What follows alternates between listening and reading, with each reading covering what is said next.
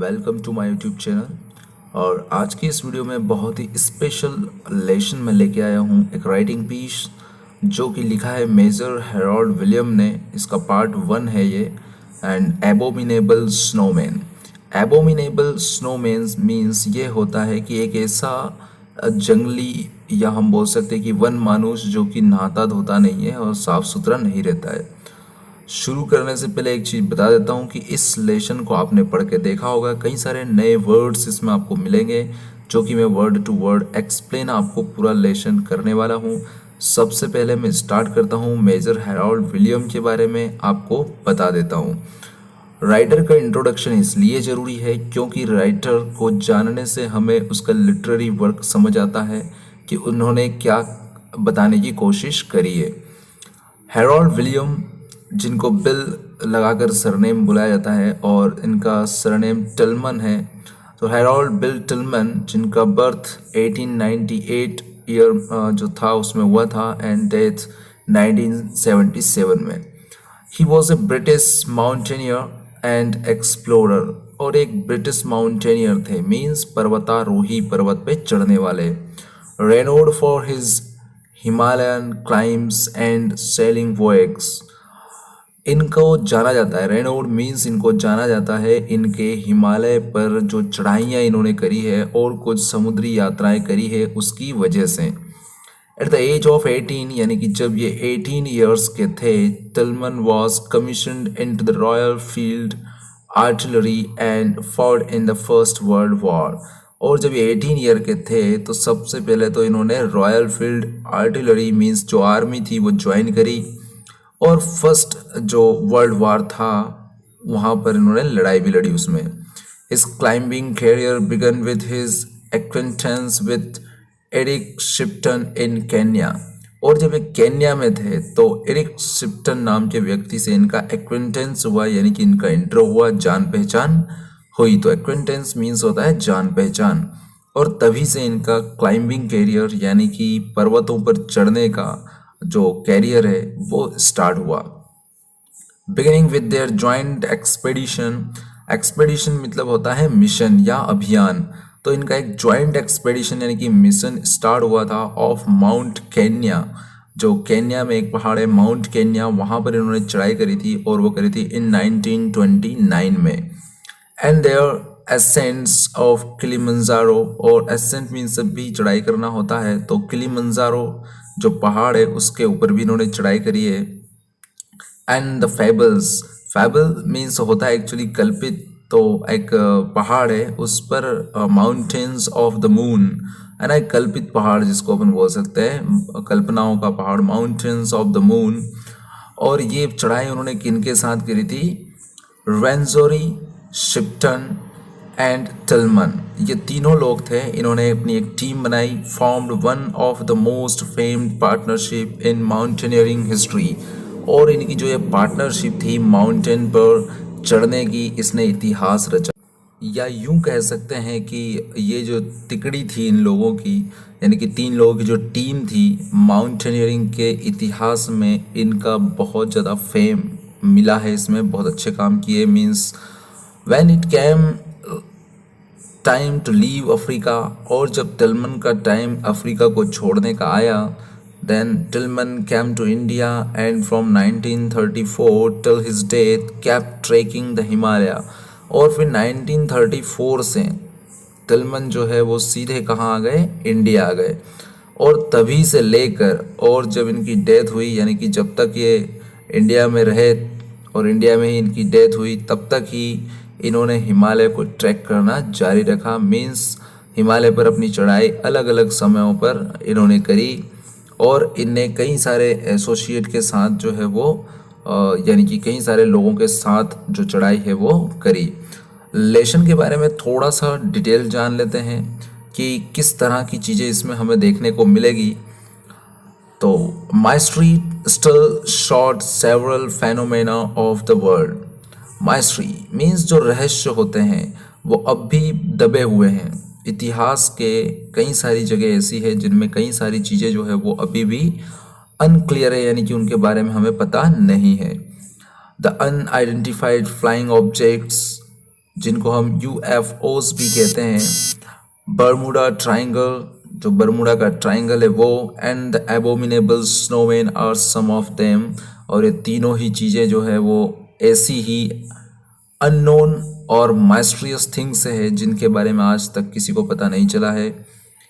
Here in this article, और ये जो आर्टिकल लिखा है तिलमन ने, इसके बारे में अगर हम बात करें तो the author tries to unravel the mystery of the abominable snowman. और हम बोल सकते हैं कि ये जो आर्टिकल इसमें इन्होंने लिखा है उसको अनरेवल मीन्स सुलझाने की कोशिश करी है। जो माइस्ट्री है किससे रिलेटेड, एबोमिनेबल स्नोमैन से रिलेटेड जो माइस्ट्री है उसको उन्होंने थोड़ा क्लियर करने की, सुलझाने का प्रयास किया है।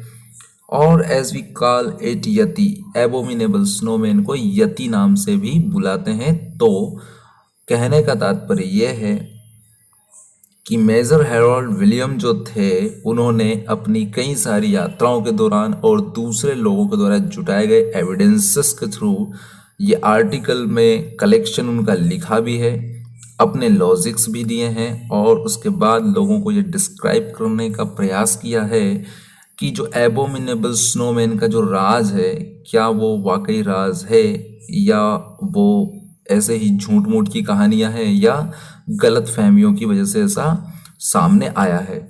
तो चलिए शुरू करते हैं।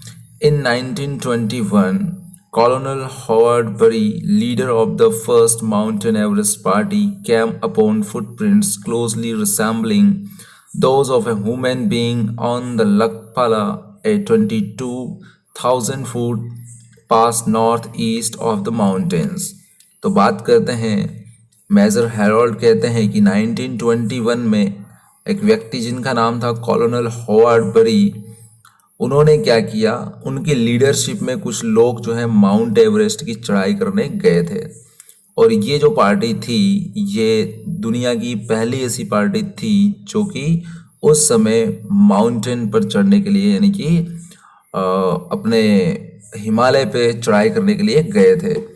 और जब वो वहाँ गए तो दे केम अपॉन फुटप्रिंट्स, मीन्स उन्हें कुछ फुटप्रिंट्स जो है वो दिखाई दिए गए।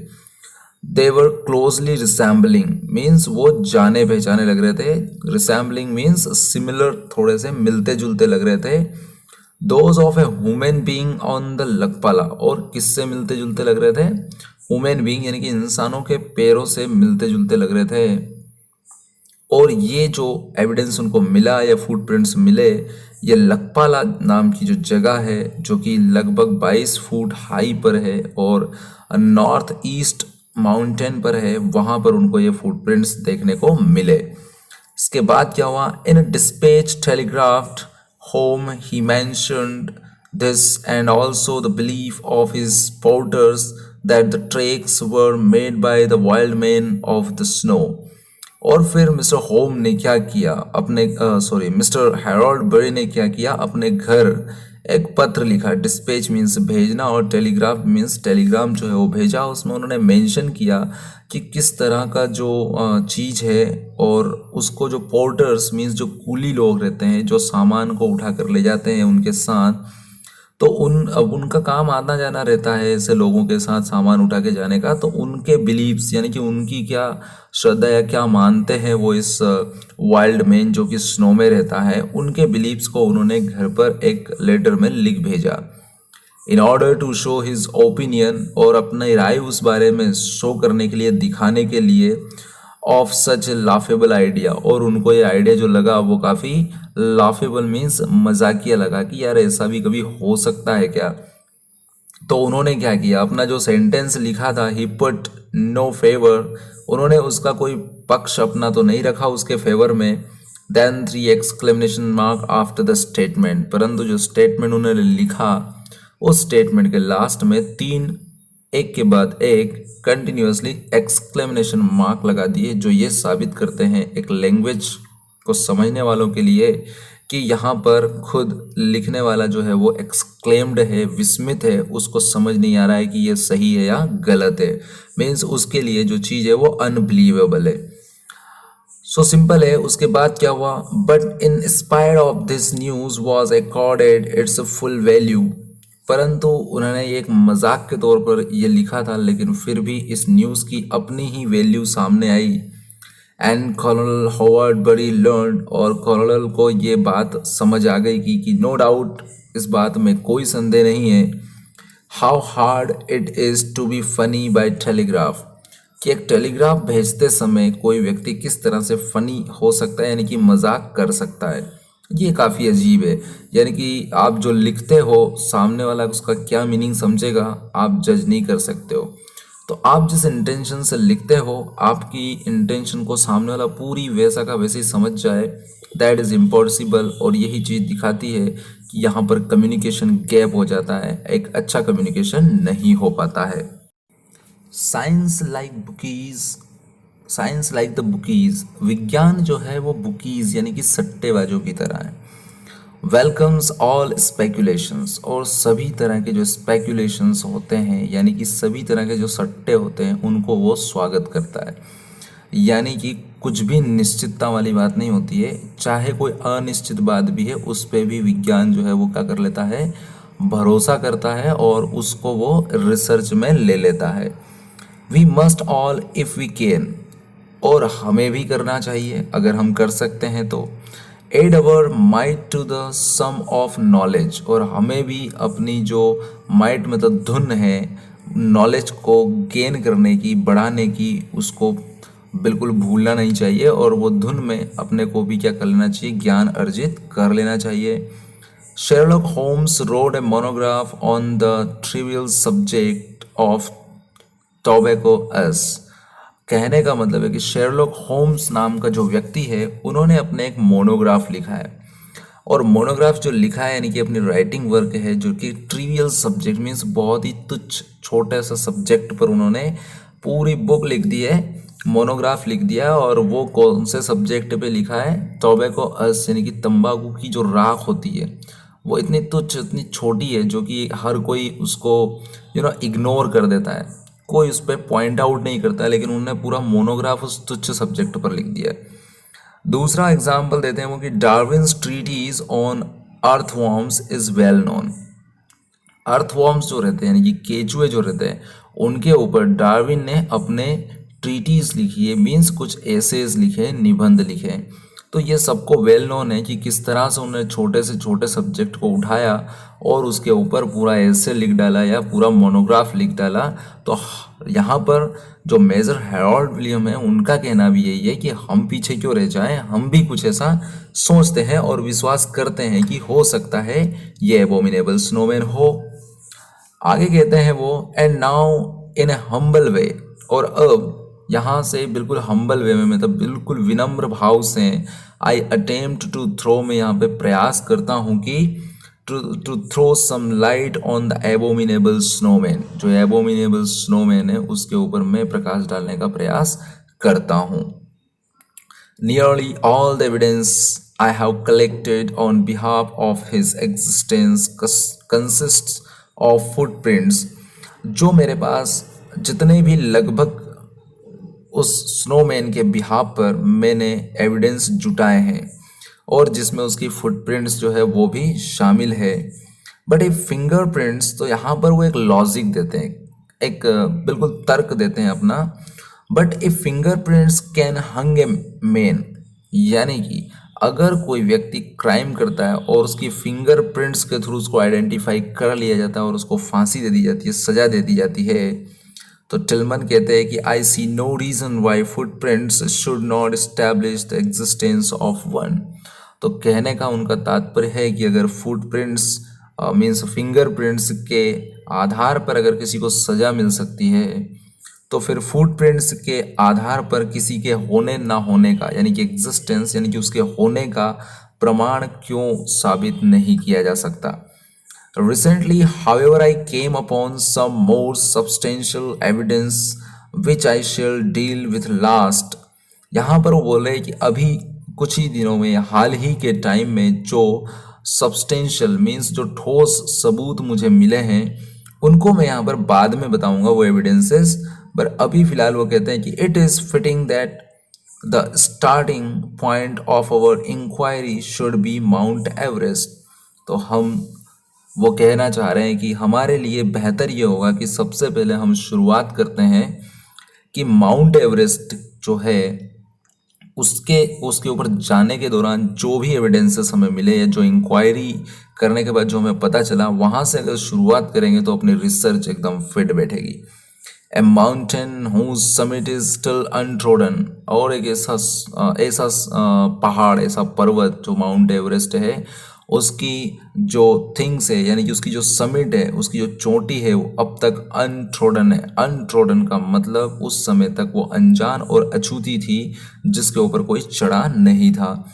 विच was for long itself mysterious, और कहने का उनका मतलब है कि लंबे समय तक एक रहस्य बना हुआ है उसकी चोटी से संबंधित। And upon which strange things have happened, और उसके ऊपर कई सारी, स्ट्रेंज मीन्स अजीबो गरीब, या बोल सकते हैं कि अनजान जो घटनाएं हैं वो घटती रहती है। Let us go back then to Colonel Burry's discovery in 1921। उनका कहने का मतलब है कि तो चलिए फिर इस बात को पुख्ता करने के लिए, इस बात के सबूत देने के लिए मैं आपको वापस से ले चलता हूँ कॉलोनल बरी की डिस्कवरी पर। क्या खोज उन्होंने 1921 में करी थी। When the prodigy was born, जो प्रोडिगी बोर्न हुई, प्रोडिगी का मतलब होता है कि इस अद्भुत वस्तु की बात कर रहे हैं, वो एबोमिनेबल स्नोमैन की पहली बार जन्म हुआ, यानी कि पहली बार किसी ने देखा था। A godfather was at hand in Darjeeling for the christening, और कहने का मतलब है कि जो इसके गॉड फादर माने जाते हैं वो दार्जिलिंग में उस समय थे जहाँ पर उन्होंने इसको देखा था, और वो कौन थे, मेजर बरी यानी कि कॉलोनल बरी थे, जिन्होंने पहली बार इसको आइडेंटिफाई किया था, पहली बार ऐसे ऐसे ट्रैक्स जो है उन्होंने देखे थे। A mister Henry Newman interviewed the porters and got a full description of the wild man. सबसे पहले एक व्यक्ति था जिनका नाम था मिस्टर हेनरी न्यूमैन। उन्होंने जो पोर्टर्स थे यानी कि जो कूली थे, उनसे कुछ सवाल जवाब किए, और जो वाइल्ड मैन था यानी कि जो एबोमिनेबल स्नोमैन जिसको कह रहे हैं हम, वो जो था उसके बारे में पूरा डिस्क्रिप्शन उस व्यक्ति ने, मिस्टर हेनरी न्यूमैन ने, उन पोर्टर्स से पूछ लिया। How their feet were turn backward to enable them to climb easily, ये भी अपनी इंक्वायरी में उसने पूछा, और जो पूछा उसके जवाब में जो पोर्टर्स थे उन्होंने बताया कि किस तरह से जो एबोमिनेबल स्नोमैन या वाइल्ड मैन हम कहते हैं, वो उसके पैर पीछे की तरफ झुके हुए रहते हैं ताकि उसको घाटियों को चढ़ने में काफ़ी आसानी होती है। And how their hair was so long that in going down hill it fell over their eyes, और किस तरह से उनके बाल जो है बहुत लंबे होते थे, और वो बाल जब वो डाउन हिल आते थे यानी कि उतरते थे नीचे, तो उनके बाल उनकी आंखों के सामने आ जाते थे। Metch Kangmi they were called Kangmi, Metch Kangmi या उनको कंगमी नाम से बुलाया जाता था, मीनिंग स्नोमैन, और कंगमी का मीनिंग जो होता है वो स्नोमैन होता है यानी कि बर्फ में रहने वाला आदमी। एंड मैच, और मैच का जो मतलब होता है, Mr Newman happily translated as abominable.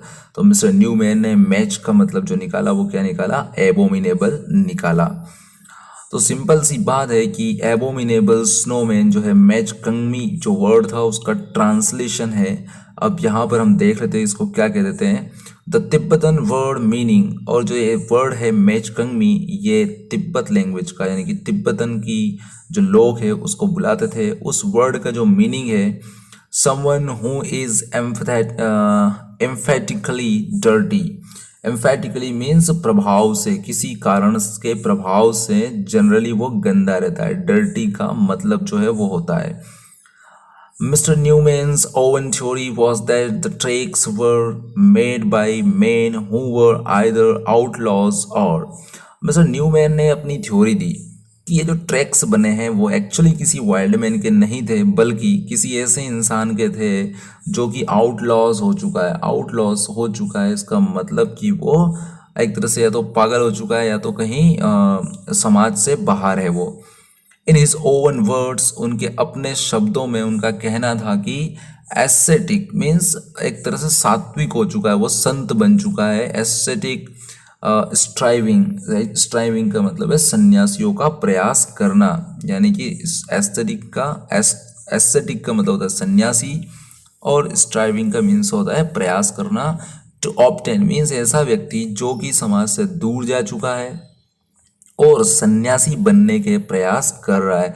और सन्यासी बनकर क्या प्रयास कर रहा है वो? To obtain magical powers by cutting themselves off from mankind and refusing to wash। Means ऐसे व्यक्ति के फुटप्रिंट से, कहने का मतलब दोबारा से बताता हूँ मैं कि मिस्टर न्यूमैन ने अपनी थ्योरी में ये कहा कि ये जो फुटप्रिंट्स बने थे ये किसी व्यक्ति के ही थे, ऐसे व्यक्ति के जो कि समाज से दूर है, यानी कि मेन काइंड से दूर है, और इसलिए दूर है कि वो एक सन्यासियों का जीवन बीता रहा है और सन्यासी बनकर वो कुछ मैजिकल पावर यानी कि कुछ चमत्कारिक शक्तियां अर्जित करना चाह रहा है। ऐसे व्यक्ति के वो पैर हो सकते थे जो कि कई दिनों से नहाया भी नहीं है। We mountaineers may be wrong in thinking we have a monopoly of the high snows। यहाँ पर हमारे स्पीकर कहते हैं, राइटर कह रहे हैं कि जो हम माउंटेनियर्स यानी कि पर्वतारोही है जो पर्वत पर जाते हैं उनका मोनोपोली है ऊपर वाले एरिया में। तो हो सकता है कि हम जो सोच रहे हैं वो गलत भी हो सकता है, क्योंकि वहाँ का एरिया सिर्फ हमने ही देखा है, ट्रैक्स भी हमने ही देखे हैं। But I should be astonished to find a native of the Himalayas. परंतु मैं यहाँ पर एस्ट्रोनाइज्ड हूँ, मीन्स मैं आश्चर्यचकित हूँ जब मुझे हिमालय पर रहने वाला ही एक नेटिव मीन्स वहीं का व्यक्ति मिलता है। हावेवर जल्दी, चाहे वो गलती मीन्स कोई अपराधी हो सकता है, एस्थेटिक सन्यासी हो सकता है, और केयरलेस अबाउट वॉशिंग या नहाने के प्रति वो केयरलेस हो सकता है। लिविंग एट 21,000 फीट हाई, और कितनी ऊपर वो रहता है?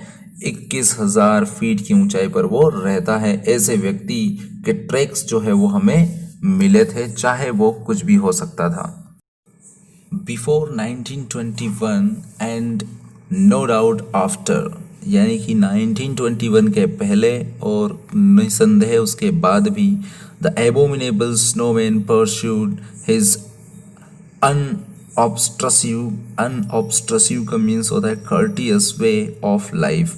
जो एबोमिनेबल स्नोमैन है वो पहले भी था और बाद में भी था, लेकिन वो अपनी कर्टियस लाइफ जी रहा था। But it is not until 1936 that we hear of him again, और फिर 1936 में हमने दोबारा उसके बारे में सुना। मिस्टर रोनाल्ड कॉलबैक नाम का जो व्यक्ति था, travelling in the upper Selwyn, reported having seen at 16,000 feet 5 sets of tracks which in his works. और यहाँ पर एक व्यक्ति मिस्टर रोनाल्ड कॉलबैक थे जो कि लगभग 16,000 फीट की ऊंचाई पर सफ़र कर रहे थे, ट्रैवल कर रहे थे अपर सेल्विन एरिया में। वहाँ पर उन्होंने 5 सेट्स यानी कि 5 ट्रैक के सेट देखे, यानी कि 5 अलग अलग लोगों के पैरों के निशान देखे। उनके वर्क में उन्होंने कहा, looked exactly as so made by a bare footed man, और बिल्कुल वो ऐसे लग रहे थे जैसे कि एक नंगे पाँव से कोई इंसान चलकर गया हो। He added and this is important, उन्होंने आगे कहा और ये बहुत महत्वपूर्ण था, दैट इन दोज पार्ट्स कि उस एरिया में जहाँ पर उन्होंने ट्रैक देखे थे, देयर वर नो बियर्स, वहाँ पर भालू रहते ही नहीं थे। More evidence was tendered by wing commander Beauman, और इससे अधिक जो टेंडर्ड मीन्स प्रस्तुत करना होता है, तो विंग कमांडर ब्यूमैन ने और महत्वपूर्ण एविडेंसेस पेश किए। Who reported similar tracks from the central Himalaya, जिन्होंने सेंट्रल हिमालय यानी कि मध्य हिमालय से ऐसे ट्रैक्स जो है वो रिपोर्ट किए थे। तो होप आपको यहाँ तक का जो आर्टिकल है, ये जो रिलेशन है वो बहुत अच्छे से समझ में आया होगा, और अगर नहीं आया है, कुछ डाउट है तो आप कमेंट बॉक्स में कर दीजिए। इसके आगे का जो पार्ट है मैं दूसरे वीडियो में डालूंगा, क्योंकि वीडियो बहुत लंबा हो जाएगा और आप बोर भी हो सकते हैं। थोड़ा सा डिफ़िकल्ट, थोड़ा सा क्रिटिकल है ये ना टू अंडरस्टैंड, क्योंकि ये किसी रिसर्च और अलग अलग तरह की रिपोर्ट पर बेस्ड है जो कि कलेक्शन ऑफ एविडेंसेस है। सो उनको समझना थोड़ा सा डिफ़िकल्ट होता है। सो आज की इस वीडियो में इतना ही। पसंद आए तो लाइक करिए, कमेंट करिए, और अगर सब्सक्राइब नहीं किया है और आपको लगता है कि आपको बेनिफिट हो सकता है तो फिर आप सब्सक्राइब कर लीजिए। और अगर आपको ऐसा लगता है कि आपके लिए बेनिफिशियल नहीं है तो डिसलाइक कर सकते हैं, कोई दिक्कत नहीं। अगर आपको पसंद नहीं आया हो तो डिसलाइक भी कर सकते हैं, ठीक है, क्योंकि ये आपका हक है और मुझे भी तो कम से कम पता चले कि मैंने क्या किया है। आज के इस वीडियो में इतना ही। Thank you very much.